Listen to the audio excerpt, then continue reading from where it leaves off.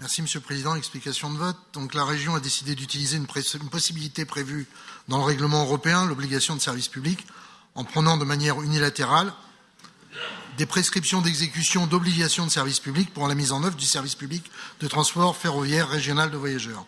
C'est une première. C'est la suite logique pour les libéraux des différentes lois européennes et nationales qui visent toutes à la mise en concurrence, à plus ou moins long terme, des trafics ferroviaires. D'autres d'ailleurs, comme le président de PACA, ont décidé, ni plus ni moins, de ne pas signer de convention avec les SNCF.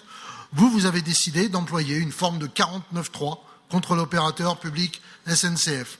La région décide du service et du montant à payer à la SNCF. La SNCF doit faire, même si elle n'est pas d'accord sur le prix, une sacrée conception de la négociation. Bien sûr qu'il y a des difficultés dans les négociations avec la SNCF. Cela a toujours été le cas pour chaque convention, Monsieur le Vice-président. Je vous rappelle quand même que chaque gouvernement, celui de Nicolas Sarkozy comme celui de François Hollande, a pressurisé la SNCF pour que celle-ci dégage des excédents, tenez-vous bien, des excédents et reverse des dividendes à son actionnaire principal, à savoir l'État. Pendant ce temps-là, évidemment, la situation en termes de qualité de service s'est détériorée au point de faire que cet argument sert maintenant aux régions pour défier la SNCF. Bien sûr que les régions ne doivent pas être les vaches à lait de la SNCF et que la transparence des coûts est une exigence.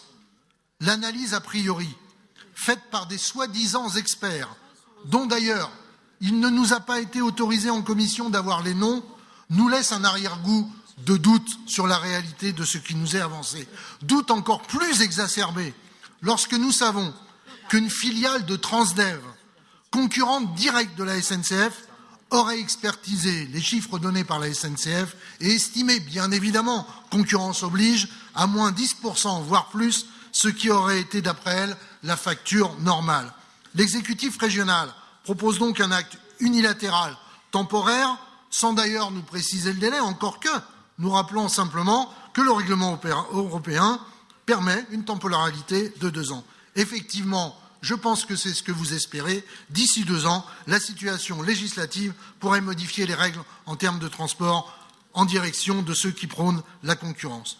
Nous ne pourrons donc vous suivre sur l'obligation de service public. Concernant le deuxième volet de la délibération, la liberté tarifaire, sous prétexte d'une exonération de TVA par le système de liberté tarifaire, c'est un nouveau coin enfoncé sur l'unicité de la SNCF. Il est d'ailleurs dommage que le candidat à la présidentielle de la droite n'ait pas acté la suppression pure et simple, ou à minima la baisse de la TVA sur les transports. Au contraire, il prévoit même une hausse de la TVA à laquelle vous nous proposez aujourd'hui de nous soustraire par la liberté tarifaire. La TVA, c'est bon, mais c'est pour les autres. Il est regrettable que la vision du développement des transports n'amène pas nos gouvernants à trouver une autre solution.